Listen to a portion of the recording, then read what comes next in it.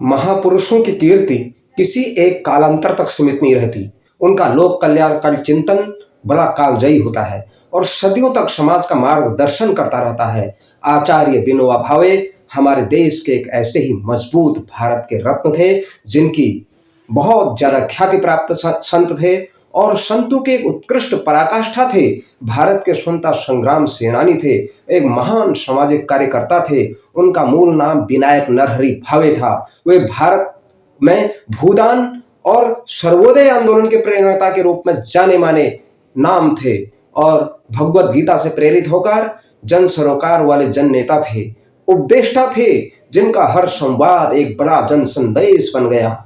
विनोबा भावे जी ने गांधी जी के साथ देश के स्वाधीनता संग्राम में बहुत काम किया और उन्हीं के मार्गदर्शन में उनकी आध्यात्मिक चेतना समाज और व्यक्ति से जुड़ी हुई थी। इसी कारण संत स्वभाव होने के बावजूद उनमें राजनीतिक सक्रियता भी बहुत ज्यादा थी। उन्होंने अन्याय तथा धार्मिक विषमता का मुकाबला करने के लिए देश की जनता को स्वयं सेवी होने का आह्वान किया। उनके आध्यात्मिक विकास में उनकी मां रुक्मणी देवी का गहरा प्रभाव रहा। उन्होंने इस प्रभाव में महाराष्ट्र के संतों के साथ सभी दार्शनिकों को भी पढ़ा था और इस देश के अंदर अनेक लोगों का जीवन दर्शन को गढ़ने का काम किया। ऐसे महान थे विनोबा भावे। विनोबा भावे जैसा कर्मवीर कर्म करते करते इतना कृतकाम हो गया था, पर प्रश्न हम सबके सामने था कि उन्हें कैसे नापें उस आकाश को और कैसे बांधें उस समुद्र को, कैसे गिने उस बरसात की बूंदों को। विनोबा भावे की रचनात्मक, सृजनात्मक और समाज निर्माण की उपलब्धियां इतनी ज्यादा हैं कि उनके आकलन में गणित का हर सूत्र छोटा पड़ जाएगा।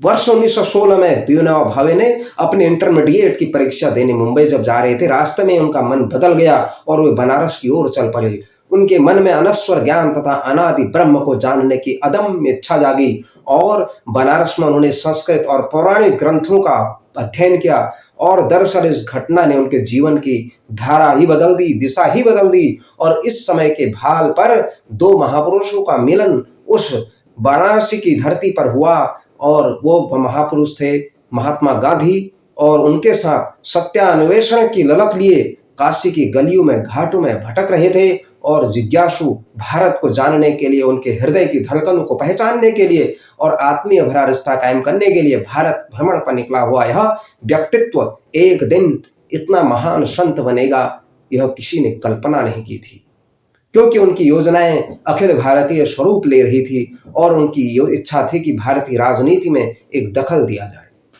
बनारस हिंदू विश्वविद्यालय में विनोबा भावे जी ने गांधी जी को सुना था और वह उनसे इतना प्रभावित हुए कि गांधी जी को के साथ उन्होंने कुछ समय तक अहमदाबाद में भी कोचराव आश्रम में काम किया और 7 जून 1916 को विनोबा भावे जी जब गांधी जी से मिले तो इस भेंट के बाद विनोबा भावे जी और गांधी जी के बीच में एक बंधन सा जुड़ गया था और उसके बाद वे उनके आश्रम का कार्यभार भी संभालने लग गए थे। 1921 में विनोबा जी ने गांधी जी के निर्देश पर वर्धा आश्रम के संचालन का काम तो संभाला ही, उस दौरान उन्होंने महाराष्ट्र मासिक पत्र और महाराष्ट्र धर्म के नाम से प्रकाशित करना शुरू कर दिया। उनमें विनोबा जी ने के उपनिषदों पर लिखे निबंध छपे और साथ ही उनका जुड़ाव गांधी जी के रचनात्मक कार्यों में भी जुड़ा रहा।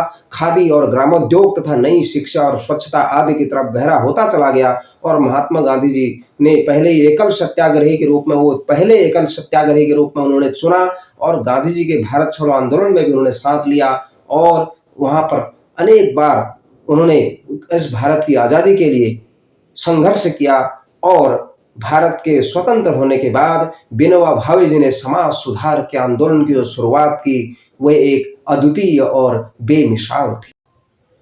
विनोबा भावे जी की संवेदना इतनी महान थी कि उन्होंने मानवता को करुणा से भिगो दिया था।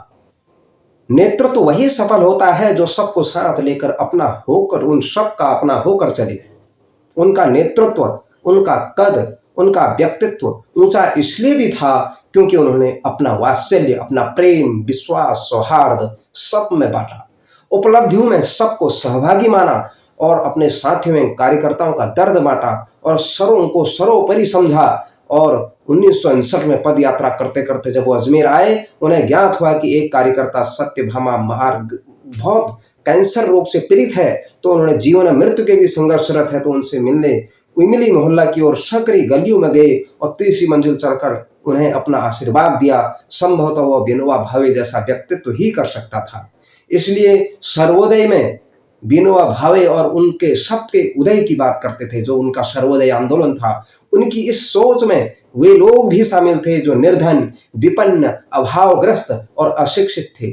उन लोगों के लिए विनोबा जी ने भूदान आंदोलन शुरू किया। जो भूमिहीन थे, उन्होंने दान में भूमि मांगना शुरू कर दिया ताकि निर्धन और पिछड़े और भूमिहीन और असहाय, अशक्त, निशक्त लोगों के लिए भूमि की व्यवस्था की जा सके।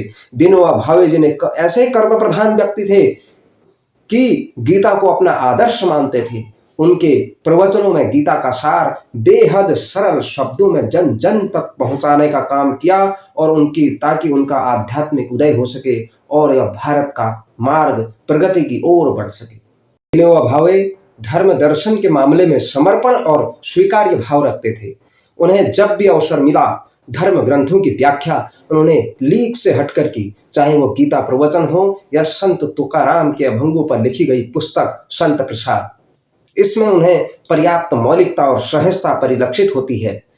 यह कार्य वही कर सकता था जो किसी के भी बौद्धिक प्रभामंडल से युक्त हो। और एक बात यह भी है कि महात्मा गांधी के सानिध्य आने से पहले विनोबा भावे जी ऐसी आध्यात्मिक ऊंचाइयां प्राप्त कर चुके थे कि संत ज्ञानेश्वर और संत तुकाराम उनके महान आदर्श थे। आश्रम आने के बाद भी वे अध्ययन, चिंतन और आध्यात्म का नियमित चिंतन मनन करते थे, उसके लिए समय निकालते थे। भूदान आंदोलन संत विनोबा भावे द्वारा सन 1951 में जब प्रारंभ किया गया तो उन्होंने स्वैच्छिक भूमि आंदोलन के रूप में इसको स्वीकार्यता दी और उनकी कोशिश थी कि भूमि का पुनर्वितरण सिर्फ सरकारी कानूनों के जरिए ही न हो, बल्कि यह एक आंदोलन के रूप में एक जन भागीदारी से इसकी सफल कोशिश की जाए। गांधीवादी विचारधाराओं के चलते हुए और रचनात्मक कार्यों और उनके प्रयोग के लिए जाने जाते थे। आंदोलन के शुरुआती दिनों में विनोबा भावे जी ने तेलंगाना क्षेत्र के करीब 200 गांवों में गांव घूमे, पद यात्राएं की और दान में 12,200 एकड़ भूमि से भी ज्यादा ऐसी भूमि ली। और इसके बाद आंदोलन उत्तर भारत की ओर फैलते फैलते संपूर्ण भारत में फैल गया और यह भूदान आंदोलन एक महान आंदोलन बन गया और इस भारत की एक आवाज बन गया। विनोबा भावे जी ने जो सर्वोदय समाज की कल्पना की थी और रचनात्मक कार्यकर्ताओं का एक अखिल भारतीय समूह था। इसका उद्देश्य एक अहिंसात्मक तरीके से देश में सामाजिक परिवर्तन लाना था। जन चेतना इसका उदाहरण था और भूदान इस आंदोलन के जरिए उन्होंने इसको परिलक्षित किया। इस कार्यक्रम में वे पदयात्री की तरह गांव घूमे और लोगों में चेतना जागृत की और भूमिखंड दान करने की याचना की ताकि कोई कुछ भूमिहीनों को उसे देकर उनका जीवन सुधारा जा सके। उनका आह्वान जितना प्रभावी रहा उसे विस्मृत करना बहुत कठिन है। विनोबा भावे जी का जन नेतृत्व की क्षमता और इसी अंदाज और इसी घटना से लगता है कि उन्होंने चंबल के डाकुओं को भी आत्मसमर्पण के लिए प्रेरित कर दिया। कितना महान व्यक्तित्व था वह विनोबा भावे जी जैसा व्यक्तित्व।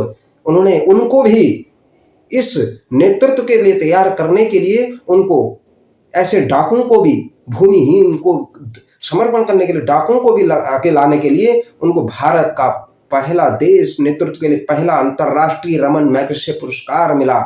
विनोबा भावे नवंबर 1982 में गंभीर रूप से बीमार पड़ गए। जैन धर्म के संलेखा संधारा के रूप में भोजन और दवा का त्याग करके उन्होंने इच्छानुसार मृत्यु का वरण कर लिया।